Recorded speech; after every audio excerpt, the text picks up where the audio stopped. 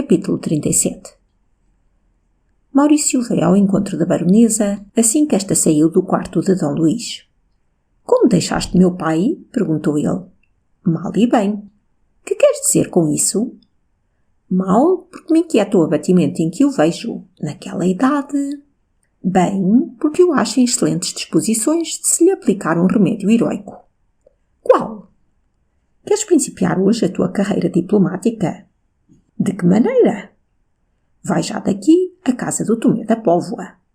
«Sim, e depois?» «É uma visita que lhe deves, visto que não te lembraste de lhe dar parte do nosso casamento.» «É verdade que não.» «Vai, pois, visitar Tomé. Repara que nem sequer me lembro de ter ciúmes de Berta. É uma prova de confiança que te mereço.» «Sim, mereces. Disse-te isso a consciência. Bom, será. Vamos adiante.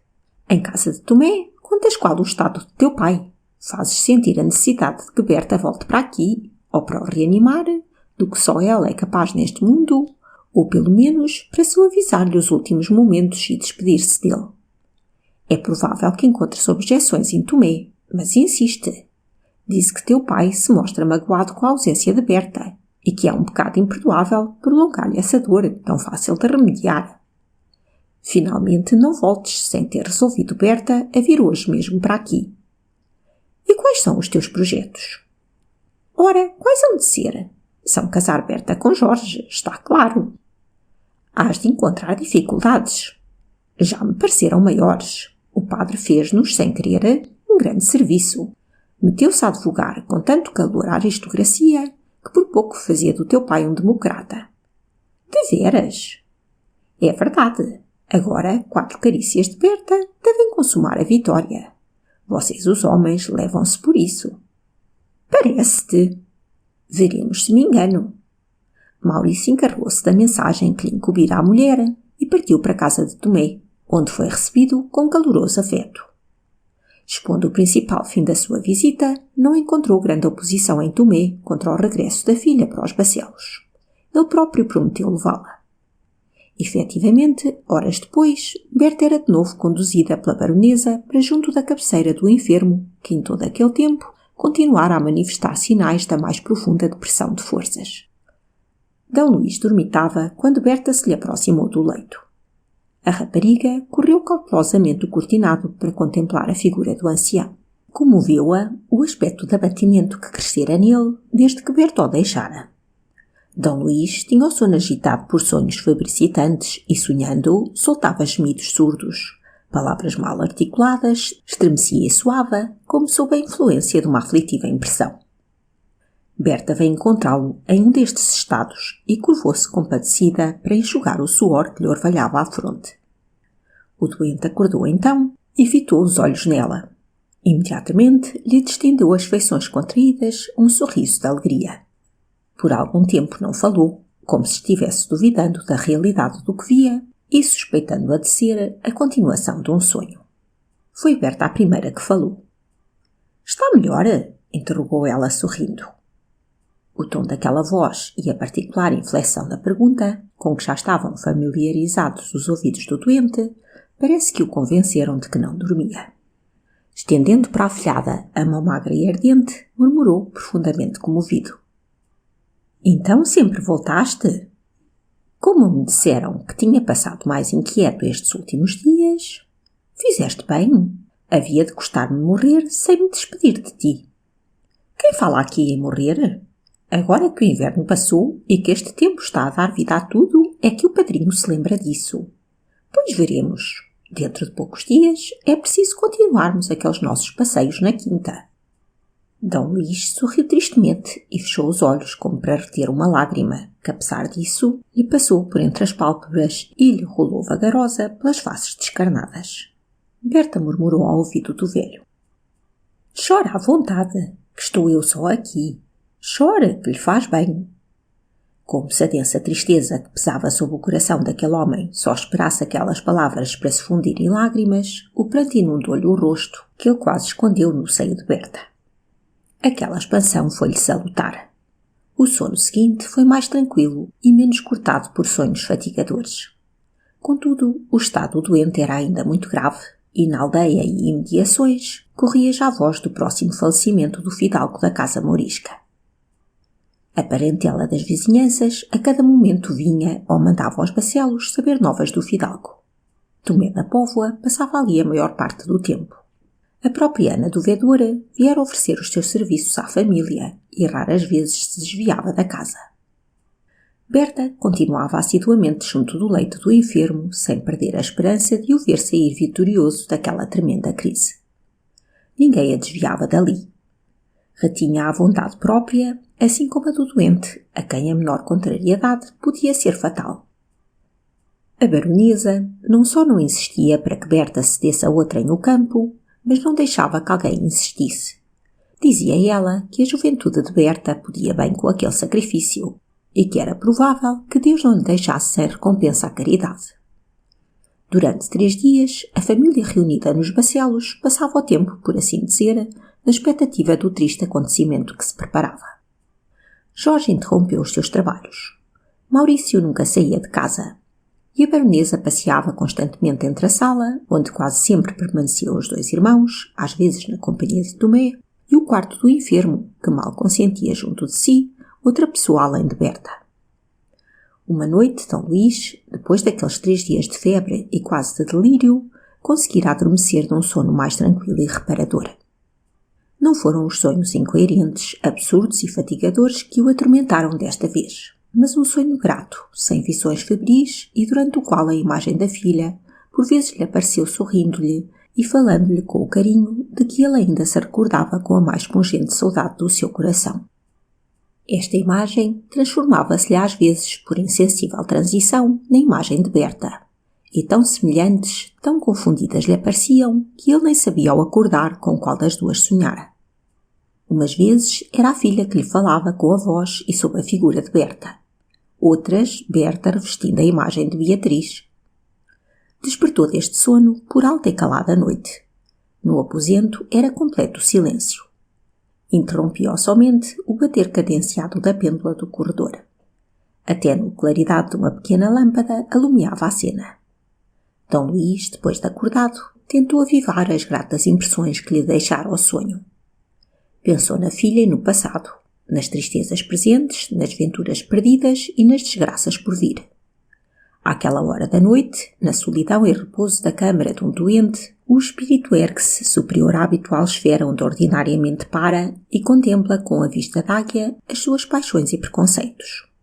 Vê-os flutuar como nuvens nas regiões inferiores. É nesses momentos que a consciência nos julga.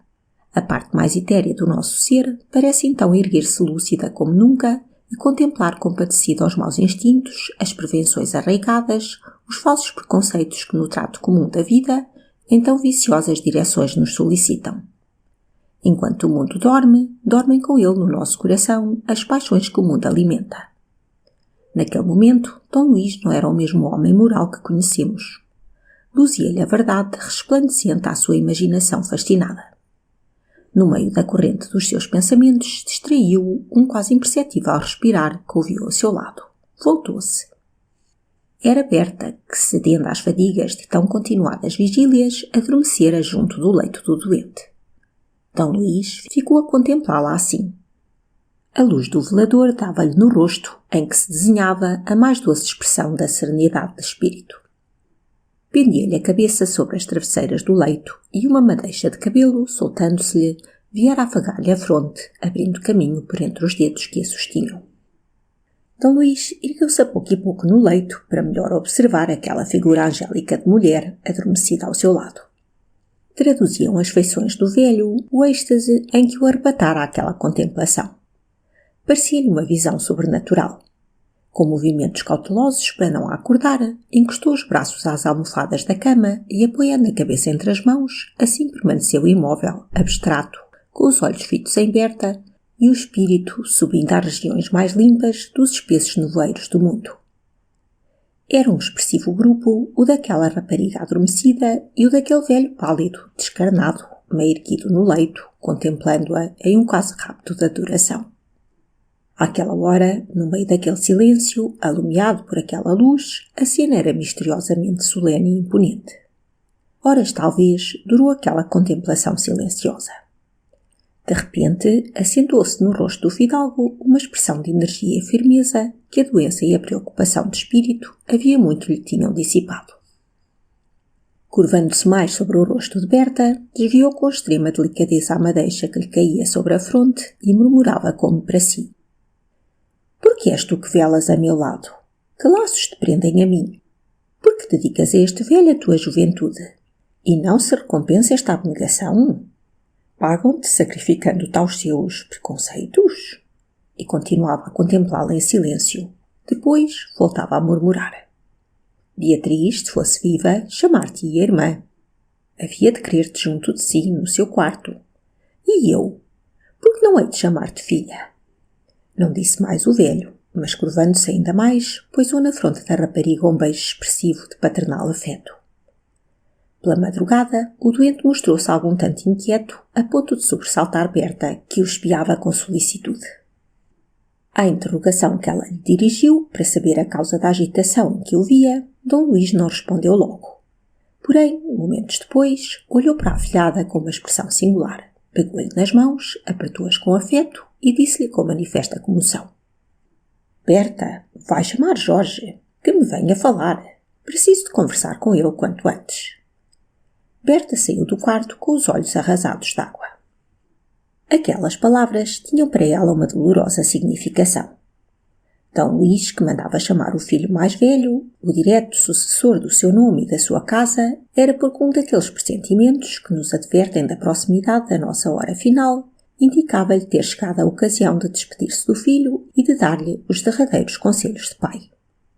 Todos nos bacelos formaram a mesma conjectura. Jorge ergueu-se precipitadamente do leito, assim que soube que o pai lhe queria falar.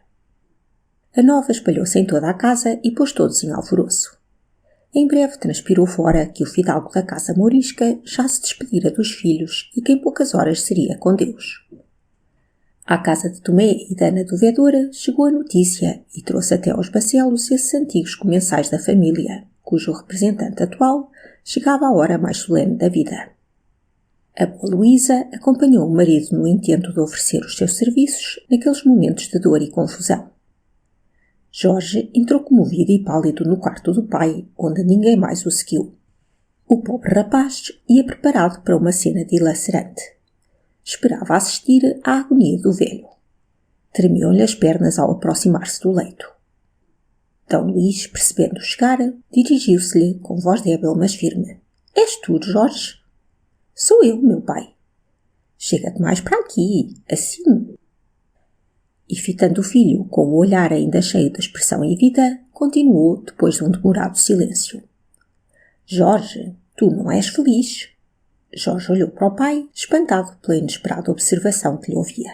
— Tens uma nobre alma. Tomaste sobre os ombros uma pesada tarefa. Dedicaste ao cumprimento dela a tua vida inteira. E como se isso não fosse bastante, sacrificaste-lhe ainda os teus mais ardentes afetos. Jorge, não será o sacrifício superior às tuas forças? Jorge baixou a cabeça sem responder. A estranheza causada pelas palavras do pai, tão diferentes das que esperava, perturbaram-o a ponto de não saber o que dissesse. — Fala, Jorge, prosseguiu o velho. — Vá, nunca viste em mim um confidente, porque o meu caráter sério e reservado afugentava as tuas expansões de criança. Mas a doença quebrou-me, e hoje posso escutar-te. Tu sofres, Jorge, e sofres por minha causa, não é verdade? Meu pai, dizia Jorge cada vez mais embaraçado. Eu sei tudo. Sei do amor que se te formou no coração e que disputou o teu pensamento aos projetos de reabilitação que empreendestes para salvar esta casa da ruína que os nossos e eu lhe preparamos. Sei da tenacidade com que combatestes esse amor, da coragem com que o sacrificavas aos meus princípios aristocráticos, apesar de veres apenas neles meros preconceitos de classe. Creia, meu pai, que respeito as suas opiniões e que... Ouve-me. Orgulho-me com o teu caráter.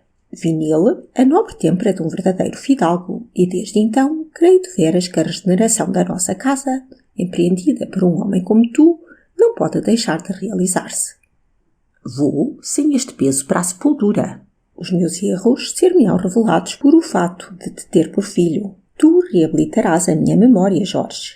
O meu coração não tem já a dureza de outros tempos. Males de toda a espécie acabaram por vencê-lo. Agora é um coração de homem. Por isso me é intolerável a ideia do teu sacrifício. Se tu participasses dos meus preconceitos, era justo que lhes sacrificasses todos os afetos. Sentirias na satisfação interior a compensação do sacrifício. Mas sacrificaste só por meu respeito, sem teres a mesma fé no objeto a que te sacrificas? Nisso não posso eu consentir. Reunirei as minhas forças para subjugar alguns restos de vaidades que se revoltem. E antes de morrer, desviarei o único obstáculo da tua felicidade, dizendo-te: podes ser feliz, Jorge. Além de que, tu és nobre bastante para enobreceres aquela que cingires ao coração e ficares nobre ainda. Jorge percebeu o sentido das palavras do pai. Em extremo surpreendido pela inesperada condescendência do homem que ele julgava incapaz de transigir com tais ideias, era vez de deixar-se penetrar da alegria que este sucesso parecia dever inspirar-lhe. Disse com mal sustentada serenidade: por muito doloroso que seja para mim o sacrifício de que fala, meu pai, talvez seja mais ainda para si o que empreende, querendo dispensar-me dele. Creia, senhor, que eu não discuto a legitimidade das suas opiniões, respeito-as. E a satisfação íntima que me virá da consciência de as ter respeitado será também para mim uma poderosa compensação. E a ela? Quem a compensará? Perguntou Dom Luís com inflexão de dor.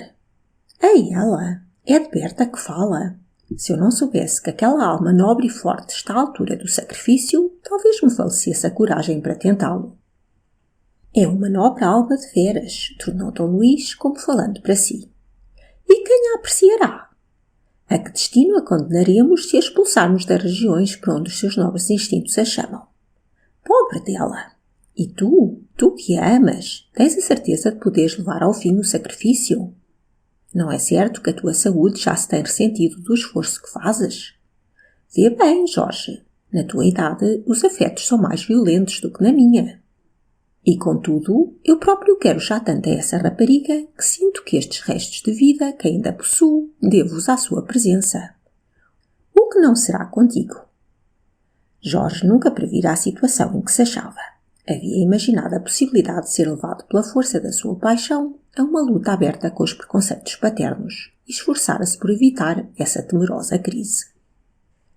Esta era a menos provável hipótese que antevira, mas que fosse o pai quem advogasse a causa do seu coração de rapaz contra as inflexíveis exigências da orgulhosa classe a que pertencia, nunca o pudera supor, pois que não tinha seguido, passo a passo, as transformações que haviam operado no caráter varonil daquele velho a ação combinada da doença e dos carinhos de Berta.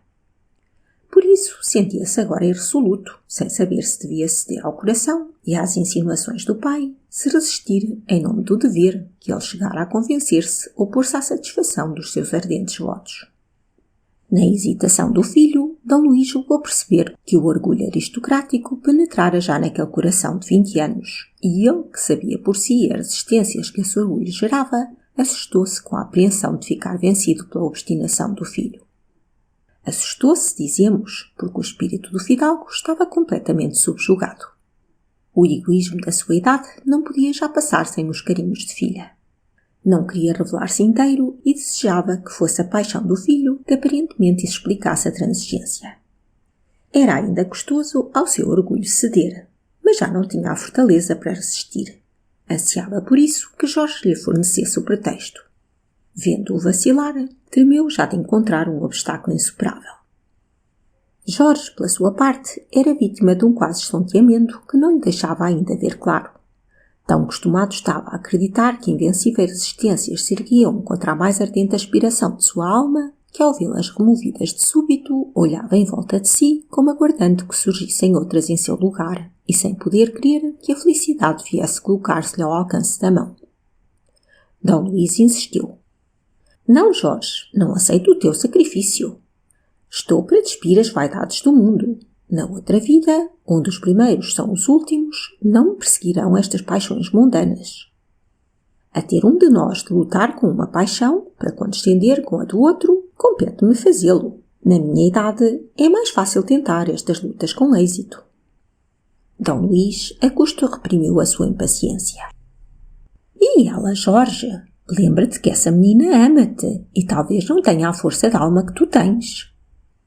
Seria para Berta pior tormento magoá-lo, meu pai. Saiu da boca dela. Nunca aceitaria o seu sacrifício.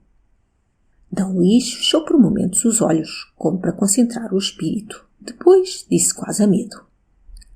Sacrifício? Maior sacrifício seria o meu se renunciasse a tê-la junto de mim e a chamar-lhe filha. Não sei mesmo se para tanto me restam ainda forças. Eu já não sou o homem forte que fui, Jorge. Quase mereço compaixão. Jorge estremeceu ao ouvir estas palavras, como que raiou uma súbita claridade no seu espírito. Que quer dizer, meu pai? Pois não é por meu respeito que insiste? Queres obrigar-me a confessar toda a minha fraqueza, Jorge? Pois bem, confessarei. Fazendo a tua felicidade, farás também a minha. O lugar de tua irmã só pode ser ocupado por Berta. Outra qualquer profaná-lo-ia. Jorge desta vez não o deixou concluir. Cedendo à paixão que enfim se expandia, pegou nas mãos descarnadas do pai e, levando-as calorosamente aos lábios, exclamou: Oh, obrigado, meu pai. É Deus que o inspira. É o espírito de minha irmã que o aconselha. Obrigado. Agora sim. Desanuvia-se-me o horizonte e creio de veras na felicidade. Triunfo. Obrigado, obrigado. E beijando-lhe mais uma vez a mão, correu para a porta chamando Berta. Toda a família e os amigos que tinham vindo para os Bacelos, ao saberem do estado do velho fidalgo, achavam-se na sala imediata, aguardando ansiosos o termo da conferência entre o pai e o filho e, porventura, o triste desenlace que havia muito se esperava. Quando se ouviu a voz de Jorge, todos julgaram que se havia realizado, enfim, o acontecimento que se receava, e correram para a porta. Jorge, quase desorientado, foi ao encontro de Berta e, conduzindo-a à cabeceira do leito do doente, disse, sufocado de contentamento: Berta, o nosso sacrifício é inútil. Meu pai não o aceita e prefere ver-nos felizes. Ajoelha ao lado dele e beija a mão de teu pai. Berta obedeceu, banhada em lágrimas de comoção. A baronesa não reprimiu uma exclamação de alegria e de triunfo. Maurício correu a abraçar Jorge. A Ana do Vedor quase levantou ao ar a boa Luísa, que temia acreditar no que julgara entender nas palavras de Jorge. Somente Tomé da Póvoa ficou imóvel e calado. Ao ouvir Jorge, ao ver a filha ajoelhada junto do fidalgo e acariciada por ele, um clarão de alegria passou no rosto do honrado lavrador e brilharam-lhe nos olhos as lágrimas. Mas este relâmpago dissipou-se cedo e carregou-se-lhe o semblante de tristeza. Assim que Jorge, procurando com os olhos, se dirigiu para ele, estendendo-lhe os braços, Tomé afastou-o brandamente de si, dizendo-lhe: Custa-me desfazer essa alegria, senhora. Essa alegria que quase me faz chorar, que é sincera da sua parte. Mas quanto mais cedo, melhor será. Isto não pode ser. Todos fitaram estupefatos o fazendeiro. Ninguém esperara que a resistência se levantasse dali. Ana do Vedor resmungou: Dê-me-la travada. Valha-nos Deus, gemeu Luísa. Berta fitou no pai, os olhos ainda lacrimosos. A fronte de D. Luís contraiu-se de novo. Que quer dizer com essas palavras, Tomé? Perguntou Jorge, enquanto que Maurício e a baronesa secundaram a pergunta com um olhar interrogador. Abre-os a que se não pode faltar, insistiu Tomé, ainda quando se nos despedaça o coração e o dos filhos. Que se diria de mim? Como explicariam por aí o meu proceder nesta casa? Que pensaria ali o Sr. D. Luís, que já uma vez me suspeitou de forjar intrigas infames e de ter ambições indignas de um homem de bem? Creia no que lhe digo, Sr. Jorge. Mais vale que sacrifiquemos todos um pouco das nossas afeições para não termos desgostos maiores. Que desgostos pode recear, Tomé, quando eu lhe peço que me conceda a mão de Berta? O Sr. Jorge fala cego pela afeição que sente, e é ela que não o deixa ver o que eu vejo. Não seja obstinado, Tomé, disse a baronesa. Bem vê que de onde era mais de esperar a assistência, já ela caiu. Vossa Excelência não falaria assim se soubesse tudo. Há dias, senhora baronesa, nesta mesma sala, vendo-me ofendido no meu caráter, suspeitado de tensões que nunca tive e desesperado por não poder justificar-me, porque de fato tudo se levantava contra mim, fiz um protesto que não posso deixar de cumprir. Se lhe faltasse, eu próprio daria razão a quem me chamasse frente a frente intriguista, falso, miserável. D. Luís atalhou dizendo: protestou Tomé da Póvoa que se o casamento de sua filha com Jorge dependesse do seu consentimento, ele o recusaria, ainda mesmo quando da recusa se seguisse a morte para ambos, e que para o não recusar seria necessário que eu, o pai de Jorge, o senhor da casa morisca, o único, segundo o pensar do mundo, de quem deveria partir a oposição a essa aliança, pedisse a ele, Tomé da Póvoa, como favor, esse consentimento. Tomé fez um sinal afirmativo, olhando para a baronesa, para Maurício e para Jorge, como perguntando-lhes se a tão solene protesto era possível faltar. Pois bem, continuou o fidalgo, depois de uma curta pausa, e fechando os olhos à imitação de quem se prepara a vencer um precipício cuja vista o faz recuar. Pois bem, sou eu quem peço a Tomé da Póvoa, como favor, que permita que Berta seja a esposa de meu filho. E ao acabar de dizer estas palavras, tingiram-se-lhe as faces de uma vermelhidão intensa. Tomé fixou os olhos no rosto do fidalgo e leu naqueles sinais a revelação do esforço gigante que ele fizera para conseguir pronunciar tão nobres e generosas palavras. Não estava no ânimo de Tomé resistir mais tempo.